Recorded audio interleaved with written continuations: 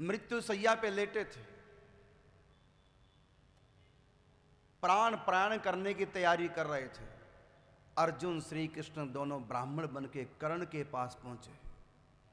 हमको स्वर्ण दान करो। कर्ण जानता था कि मेरा एक दांत सोने का है। ब्राह्मण रूपधारी कृष्ण से बोले कर्ण कि आज तक कोई मेरे द्वार से खाली नहीं गया, जिसने भी याचना की मैंने उसको पूर्ण किया है। आज मैं असहाय स्थिति में हूं, अशक्त हो चुका हूं। मेरे पास सोना है, दांत, लेकिन तोड़ने के लिए मेरे हाथ काम नहीं कर रहे हैं। मेरे हाथ टूट चुके हैं युद्ध में। अर्जुन ने मेरे शरीर को क्षत विक्षत कर दिया है। मैं अपने दांत पत्थर से कैसे तोड़ूं? ऐसा कि वो पत्थर पड़ा है उसको उठा के मेरे पास लाओ।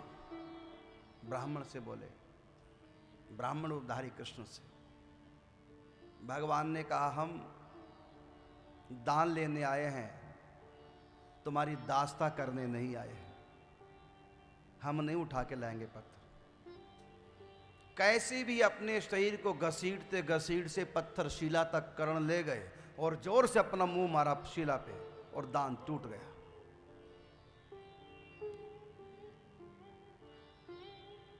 जब उस दांत को, टूटे हुए दांत को जब देने लगे जिसमें सोना मड़ा हुआ था, ब्राह्मण रूपधारी श्री कृष्ण बोले, हम झूठा दान नहीं लेंगे, इसको पहले जल से धोकर पवित्र करो, तभी हम तुम्हारा दान ग्रहण करेंगे। उस समय छोटे ब्राह्मण की तरफ इशारा किया, अर्जुन की तरफ। नहीं पता था उसको कि अर्जुन है। कहा कि ब्राह्मण देवता, वो मेरा धनुष बाण उठा के लाओ। अर्जुन ने भी यही कहा, हम दास्ता करने नहीं आए हैं। और ब्राह्मण से तुम सेवा ले रहे हो, ब्राह्मण से तुम काम ले रहे हो, ये तुम्हारा कौन सा धर्म है? कैसे भी करके कर्ण ने पांव बढ़ा करके अपना धनुष को खींचा। पांव के अंगूठे उंगली से धनुष को पकड़ा और दांतों से, जो अभी टूट चुके थे आधे, कैसे भी करके प्रतंचा खींची। हाथ तो काम कर नहीं रहे थे। और जो ही बाण चढ़ा के प्रतंचा को छोड़ा, जमीन में बाण लगा और भगवती गंगा जी प्रकट हो गई। और जो ही गंगा जी प्रकट हुई, उस झूठे दांत को जिसमें स्वर्ण जुड़ा लगा था, उसको गंगा जल से धो करके, और जो ही ब्राह्मण को लगे देने, उसी समय भगवान श्री कृष्ण चतुर्भुज रूप में प्रकट हो गए। करो दर्शन, मैं बहुत प्रसन्न हूं तुम्हारे दान से। इसी रणभूमि में, यही आपके कुरुक्षेत्र में, कर्ण ने भगवान श्री कृष्ण के मृत्यु के समय साक्षात चतुर्भुज रूप के दर्शन किए। कौन सी साधना थी उनके पास? साथ तो उन्होंने अधर्मी का दिया था, एक ही साधना थी, उस साधना को उन्होंने मरते दम तक भी नहीं छोड़ा। वो साधना थी दान। तो दान करने से भी भगवान रीझते हैं, भगवान प्रसन्न होते हैं, भगवान आके दर्शन देते हैं। लेकिन क्या तुम्हारे पास ऐसी भावना है दान की? ऐसी स्थिति में भी दान नहीं छोड़ा। घर में चंदा नहीं था, दरवाजे तोड़ करके ब्राह्मण को दी दी कर्ण ने। ऐसा दानी, इसलिए कर्ण के साथ विशेषण लगता है दानवीर कर्ण। बलि ने भी केवल दान करने मात्र से भगवान को पा लिया था। कई लोग कहते हैं कि 100 अश्वमेध यज्ञ किए थे इसलिए भगवान मिले। ध्यान रखना, शास्त्र में कहीं नहीं लिखा कि अश्वमेध करने से भगवान मिलते हैं।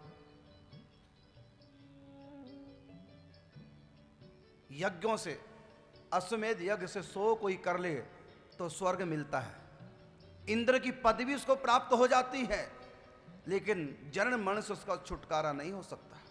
100 अश्वमेध यज्ञ करने वाला इंद्र बन जाएगा, स्वर्ग की राजधानी का मालिक हो जाएगा, नंदन वन में विहार करने वाला देवता बन जाएगा, लेकिन जन्म मरण से उसको मुक्ति हो जाए, असंभव। तो राजा बलि को जो भगवान बावन बन के गए थे, जो दर्शन दिए, उसका प्रभाव क्या था? वो कोई यज्ञ के कारण से दर्शन नहीं हुए उसको दर्शन हुए थे उसमें जो दान की विशेषता थी। और परीक्षा की भगवान ने, दान मांगा। ब्राह्मण बन के गए थे भगवान बावन के रूप में, और देखो तो क्या मांगा, 3 पग पृथ्वी। कथा सब जानते हैं, मुझको भागवत नहीं सुनानी, भक्तमाल प्रारंभ कर रहा हूं। साक्षात भगवान को प्रकट होकर दर्शन देना पड़ा और स्वयं बंध गए बलि के प्रेम में। क्या विशेषता थी? वो दान थी, दान की विशेषता थी, इसलिए बलिदान शब्द वहां से मिला है। हम कहते हैं कि बलिदान हो गया। बलिदान का मतलब क्या है? बलि जैसा दान।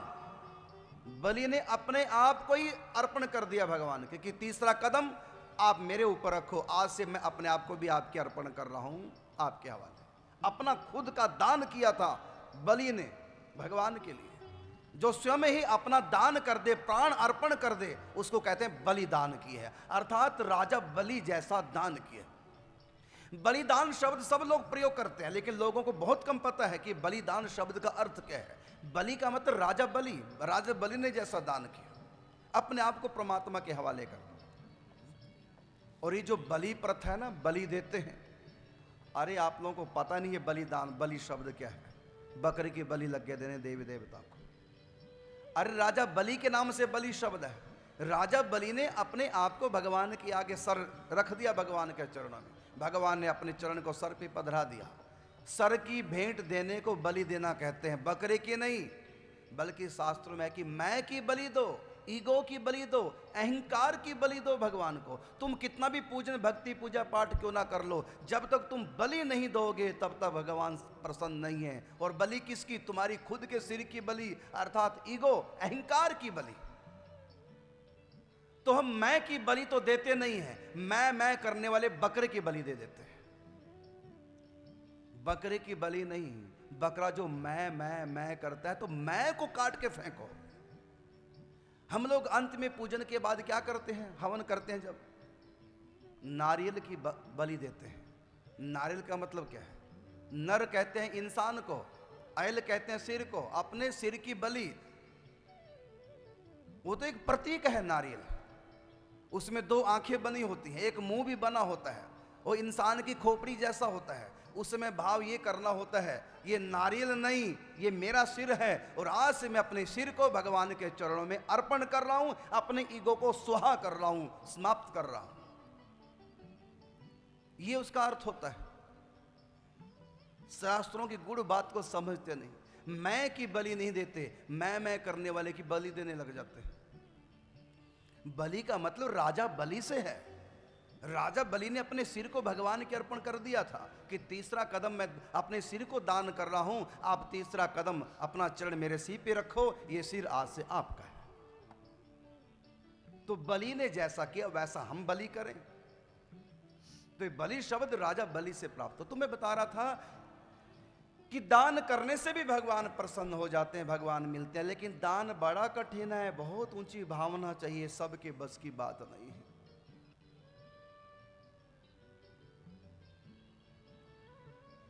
तो फिर कैसे भगवान की प्राप्ति हो? ना तो पतिव्रत धर्म हम पालन कर सकते हैं, ना माता पिता को परमात्मा का दर्जा देकर उनको संतुष्ट कर सकते हैं, ना योग हमसे होता है, ना ध्यान होता है।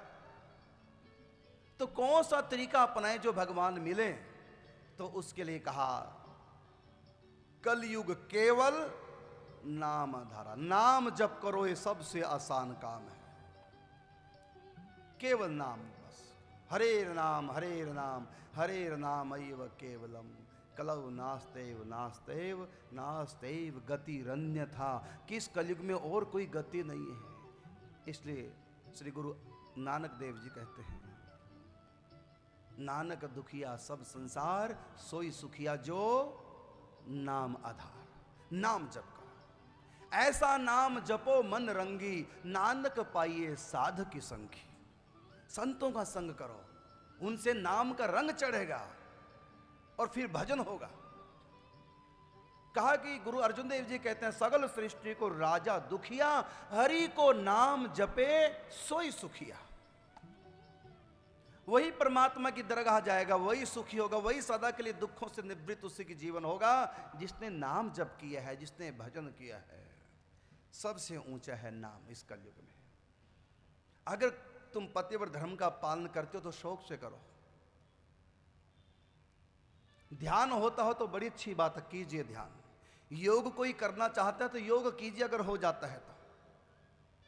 अगर ये सब कुछ नहीं हो पा रहा है, ना योग हो पा रहा है, ना ध्यान सध पा रहा है, ना दान कर पा रहे हैं, कोई बात नहीं। आज की भक्तमाल कथा से आपको यही मैं शिक्षा देना चाहता हूं, अगर तुम परमात्मा की प्राप्ति के लिए अन्य अन्य साधन ना कर सको, सबसे सरल साधन है वह नाम का जाप करो। इतने से ही भगवान की संतुष्टि आपको प्राप्त हो जाएगी, भगवान के साक्षात दर्शन होंगे। अगर तुम निराकार को मानते हो, निराकार में लीन हो जाओगे। कृष्ण को मानते हो, कृष्ण की प्राप्ति कर लोगे। राम को, दुर्गा को, शिव को, जिसको भी तुम मानते हो, अपने गुरु को मानते हो, जिसको भी तुम मानते हो, जहाँ भी तुम्हारा मन है, जहाँ भी तुम्हारी रुचि है, तुम्हारी आत्मा अंत में वहीं पहुँच जाएगी। कैसे पहुँचेगी? नाम का आश्रय लेकर के। देखो, तुम पत्र लिखते हो ना, तो जहां भी तुम पत्र भेजना चाहते हो, बस उसका व्यक्ति का नाम लिख दो बाहर, उसके घर का नाम, गली मोहल्ले का नाम, बस्ती का नाम, शहर का, जिले का नाम, देश का नाम, स्टेट का नाम, बस नाम लिख दो बाहर। भीतर जो भी तुमने लिखा, पत्र सबके अलग अलग हो सकते हैं, लेकिन एड्रेस सबका एक ही होगा, जहां एक जगह पहुंचना है। बस अगर एड्रेस सही है ना, मंजिल पे तुम्हारा पत्र पहुंच जाएगा। और कुछ करने की आवश्यकता नहीं, डाकिये को कहने की आवश्यकता नहीं, भैया ये पत्र वहां पहुंचा दो। सरकारी कर्मचारी विभाग, डाक विभाग, किसी को भी कहना नहीं कि वहां पहुंचा दो, कुछ नहीं कहने की आवश्यकता है। केवल पत्र से बाहर नाम लिख दो, एड्रेस लिख दो। देखिए क्या होता है, वो पत्र वहीं पहुंच जाएगा जहां का नाम पता लिखा हुआ है। इसी प्रकार तुम बस परमेश्वर का नाम जप करो, जिस भी रूप को तुम मानते हो वहीं पर तुम पहुंच जाओगे, नाम का आश्रय लेकर के। एक आपको भक्त चरित्र सुना रहा हूं, बड़े ध्यान से सुनेंगे, और मेरा विश्वास है इस चरित्र को जो सुनेगा वो अवश्य ही नाम जप करेगा। मैं कहता हूं कि आज की कथा सुनकर जो व्यक्ति भजन नहीं करेगा, जो व्यक्ति नाम जप नहीं करेगा, कोई दुनिया की ताकत उससे भजन नहीं करवा सकती। जो आज की कथा सुनकर भी भजन नहीं करेगा, आज की कथा में केवल नाम जप की महिमा है, और कुछ करने की आवश्यकता नहीं। नाम जप कामना से करो, निष्काम करो, कैसे भी भजन करो भगवान का, तुम्हारा उद्धार होगा। आज की कथा सुनकर भी जिसके मन में यह भाव नहीं उठा कि आज के बाद हम भजन करेंगे, श्वासों को वृथा नहीं जाने देंगे, अगर ऐसा संकल्प आपके मन में नहीं उठा ना इस कथा को सुन करके, मैं कहता हूं तुमको दुनिया की कोई पावर भजन में नहीं लगा पाएगी। ये कथा सुन करके रोंगटे खड़े हो जाते हैं, इतनी नाम की महिमा। हम अब तक बिना नाम जप के अपने श्वास बिता रहे थे। सुनिए नाम की महिमा। कथा है, रुद्र प्रताप सिंह की बेटी, रुद्र प्रताप सिंह की बेटी, नाम शैलजा था जिसका, बालापन से ही विधवा थी, भक्ति में मन था उसका। बालापन से ही विधवा थी, भक्ति में मन था उसका।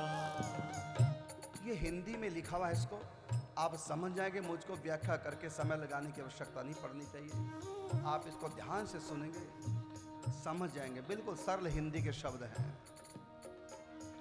फिर सुनो। रुद्र प्रताप सिंह की बेटी, नाम शैलजा था जिसका, बालापन से ही विधवा थी, भक्ति में मन था उसका। बालापन से ही विधवा थी, भक्ति में मन था उसका। गंगा तट काशी नगरी में पास पिता के रहती थी, तन मन से संयम कर सुख दुख को मुस्का कर वो सहती थी।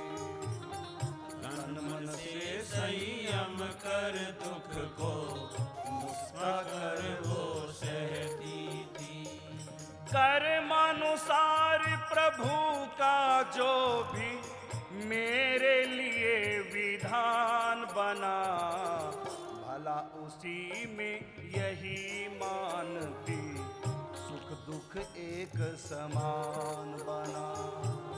भला उसी में यही मानती, सुख दुख एक समान बना। हरि नाम जप चिंतन करते सब कामों को करती थी। सुबह शाम एकांत बैठ कर ध्यान राम का धरती थी। सुबह शाम एकांत बैठ कर ध्यान राम का धरती थी। सत्संग सेवा सुमिरन बिन वो एक घड़ी नहीं खोती थी। राम वियोगिन राम विरह में छुप छुप करके रोती थी।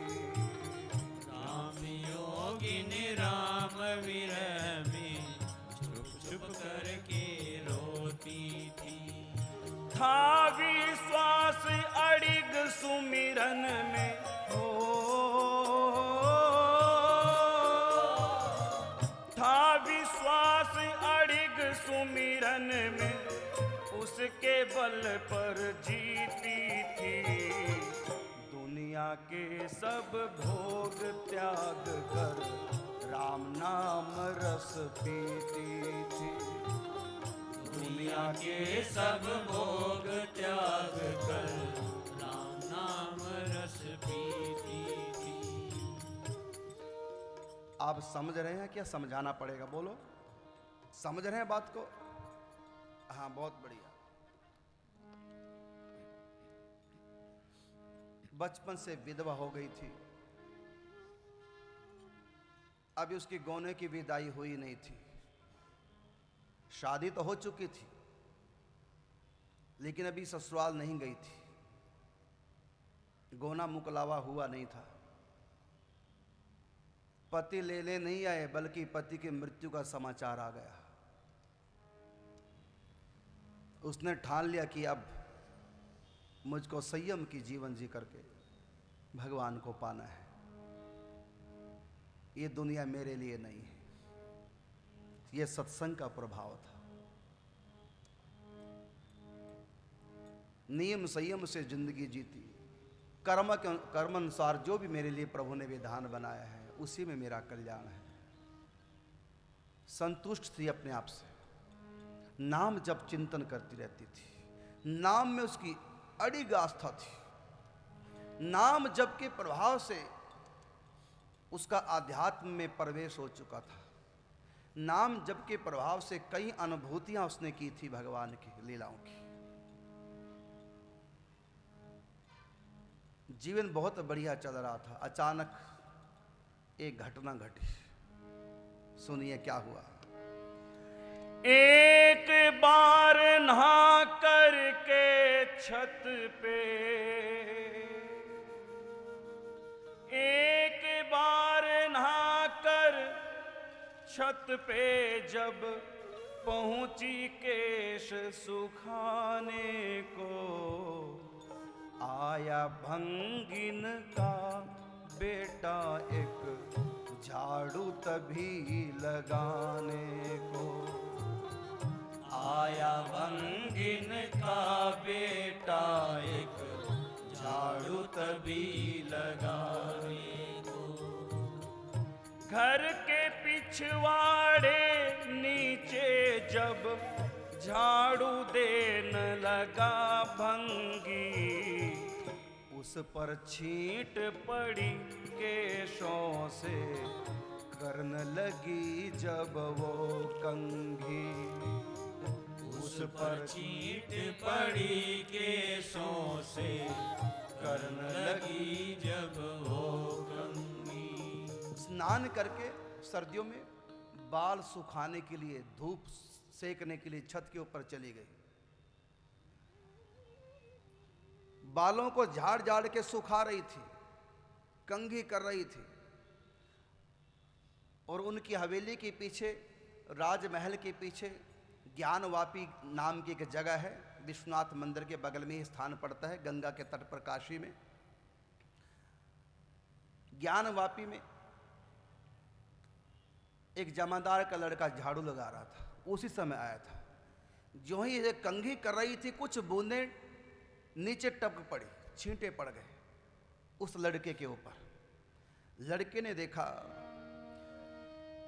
बिन बादल बरसात कहाँ से, देखा सिर ऊपर करके, नैना मिले शैलजा से जब भागी वो शर्मा करके।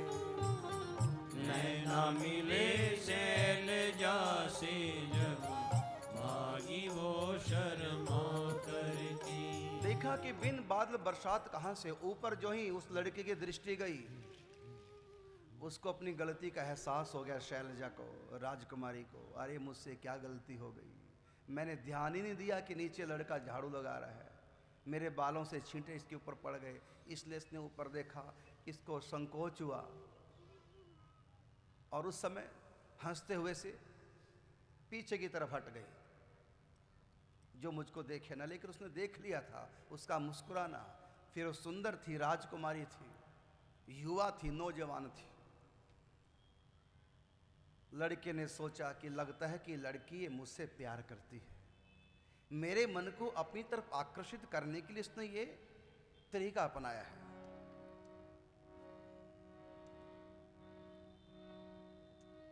सोच रही है राजकुमारी, इसने क्या समझा होगा, देखूं चुपके चुपके शायद अब तो चला गया होगा। देखूं चुपके चुपके शायद अब तो चला गया होगा। नीचे सोच रहा लड़का, क्या मुझे प्यार ये करती है, देखेगी मुझको दोबारा यदि मुझ पे ये मरती है, देखेगी मुझको दोबारा यदि मुझ पे ये मरती है। लगे एक टक नैना ऊपर, लगे एक टक नैना ऊपर, पल पल छिन छिन भार हुआ। राजकुंवरी को फिर जब देखा, देखत ही तब प्यार हुआ। राजकुंवरी को फिर जब देखा, देखत ही तब प्यार हुआ। उसी समय लज्जा की मारी नीचे घर में चली गई, बार बार धिक्कारती निज को छत के ऊपर ढली गई। बार बार धिक्कारती निज को छत के ऊपर भली गई। दूसरी बार भी देख लिया। उसने तो सोचा कि काफी देर हो गई है, अब तो लड़का चला गया होगा। सहज ही, कोई मन में विकार नहीं, सहज ही झांक लिया चुपके से कि अब तो चला गया होगा। जब चुपके से इसने झांका, लड़की तो एक टक ऊपरी दृष्टि लगी, तो लड़के ने फिर देख लिया इसको। फिर अरे तो यही है, मुझको क्या पता अब तक यही है। अब तो इस लड़के को पक्का हो गया कि लड़की मुझसे प्यार करती है। इधर ये उसी समय लज्जा की मारी नीचे घर में चली गई, बार बार धिक्कारती निज को कि छत ऊपर क्यों गई, क्यों मैंने झांका। लेकिन बात आई गई हो गई। 10 मिनट बाद ही इस बात को भूल गई, क्योंकि उसके मन में कुछ था ही नहीं, खाली था मन, कोई विचार नहीं था संसारिक। इसलिए बात को भूल गई, अपना वही राम जी का चिंतन, राम जी के नाम जपने लगी। घर में नीचे उतर आई सीढ़ियां से। थोड़ी देर के बाद माँ ने काम भेजा, बेटी छत पे जाओ काम करके आओ। जब माँ ने छत का नाम लिया, वे छत के ऊपर चढ़ी, लेकिन तब भी इसके मन में था ही नहीं कोई विचार, भूल ही गई थी इस घटना को।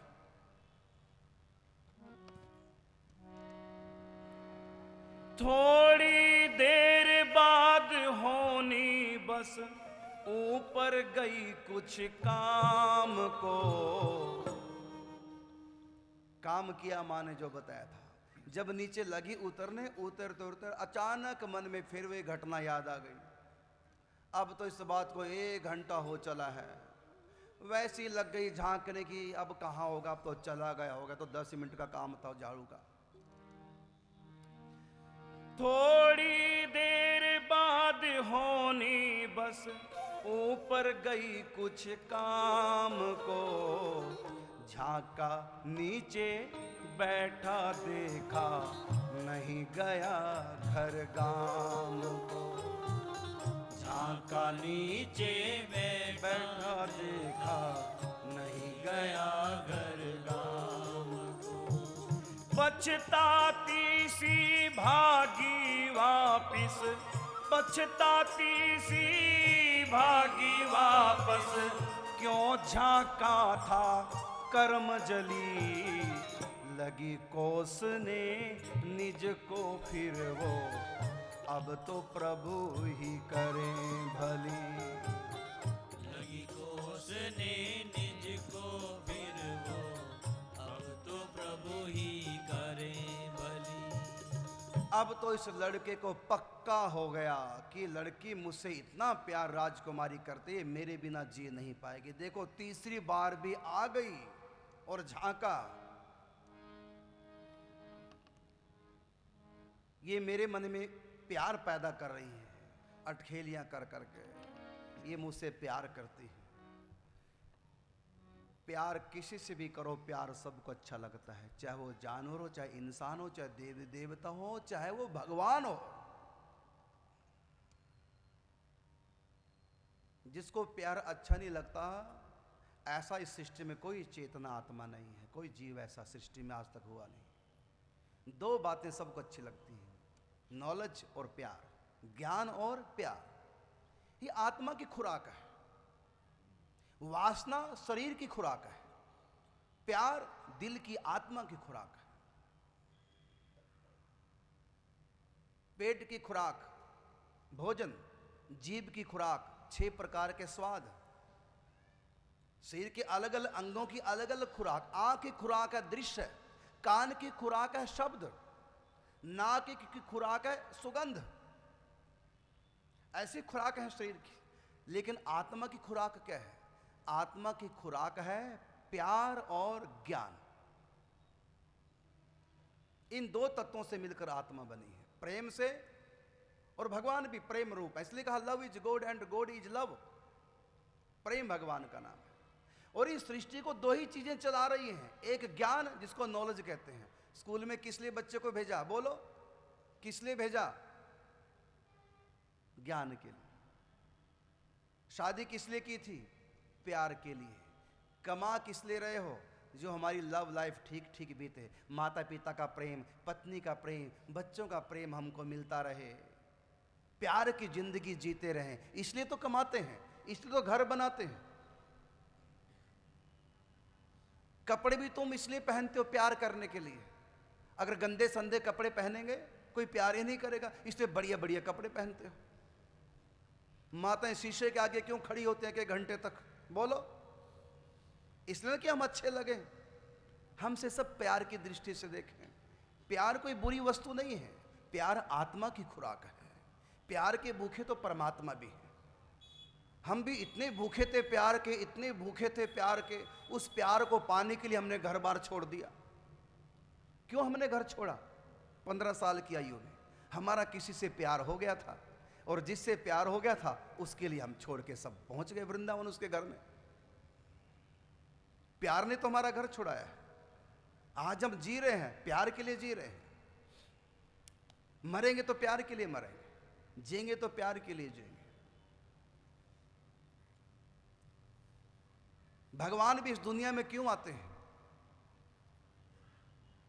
दुष्टों का संहार के लिए आते हैं तो सुदर्शन चक्कर छोड़ देंगे, सब दुष्ट वैसे ही मर जाएंगे। अरे कहा कि भृगुटी विलास सृष्टि लय हुई, जिसकी भृगुटी टेढ़ी होने से सृष्टि में प्रलय मच जाए, वो सर्वशक्तिमान परमात्मा है। उनको एक दुष्ट के लिए, रावण को मारने के लिए आना पड़ेगा? कंस को मारने के लिए भगवान को आना पड़ेगा? अरे चुटकी बजाती लाखों कंस मर जाए भगवान के, तो दुष्टों को मारने के लिए ही नहीं। अगर कहीं